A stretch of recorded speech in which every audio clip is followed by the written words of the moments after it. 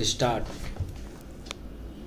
Vietnam के नए प्रधानमंत्री को जीत की और वहाँ की कम्युनिस्ट पार्टी को सालगिरह की बधाई देकर भारतीय प्रधानमंत्री ने एक तीर से कई निशाने साधने वाला ही काम किया।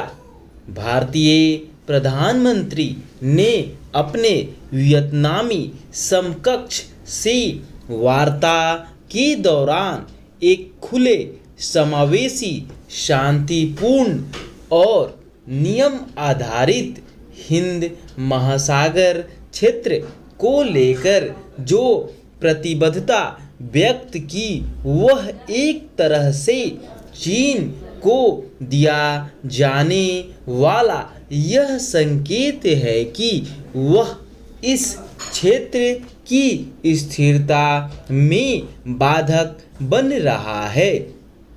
चीन को ऐसे साफ संकेत देने का सिलसिला तेज होना चाहिए, क्योंकि इसके आसार नहीं दिख रहे कि वह सीमा विवाद के मामले में अपने अड़ियल रवैये का आसानी से परित्याग करेगा।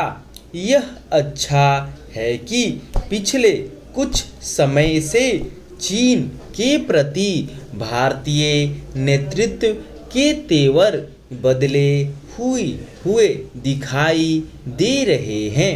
अभी हाल में प्रधानमंत्री नरेंद्र मोदी ने तिब्बती धर्मगुरु दलाई लामा को उनके 86वें जन्मदिन की शुभकामनाएं दी और फिर इस बारे में ट्वीट कर जानकारी भी सार्वजनिक की। यह इसलिए उल्लेखनीय रहा कि अभी हाल तक भारत की ओर से ऐसे प्रसंगों को रेखांकित नहीं किया जाता था। यदि भारत इस नतीजे पर पहुंच रहा है कि चीन को सही रास्ते पर लाने के लिए उसकी दुखती रगों को दबाना होगा, तो यह शुभ संकेत है। इसका कोई मतलब नहीं कि भारत तो चीन की संवेदनशीलता की चिंता करे, लेकिन वह भारतीय हितों की अनदेखी ही करता रहे।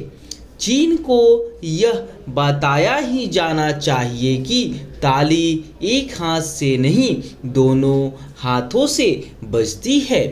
निसंदेह तिब्बत और वहाँ के धर्म गुरु दलाई लामा चीन के लिए एक नाजुक मसला है, लेकिन यदि चीन यह चाहता है कि भारत उसके नाजुक मसलों पर संयम बरते, तो फिर ऐसा ही उसे भारत के संवेदनशील मसलों पर करना होगा।